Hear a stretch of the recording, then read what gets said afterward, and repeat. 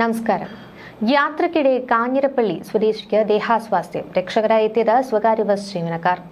Bus യാത്രക്കിടെ കാഞ്ഞിരപ്പള്ളി സ്വദേശിയായ 49കാരിക്ക് ദേഹാസ്വാസ്ഥ്യം ഉണ്ടായതിനെ തുടർന്നാണ് യാത്രക്കാരനെ കാഞ്ഞിരപ്പള്ളി മേരി ക്വീൻസ് മിഷൻ ആശുപത്രിയിൽ സ്വകാര്യ ബസ് ജീവനക്കാർ എത്തിച്ചത്.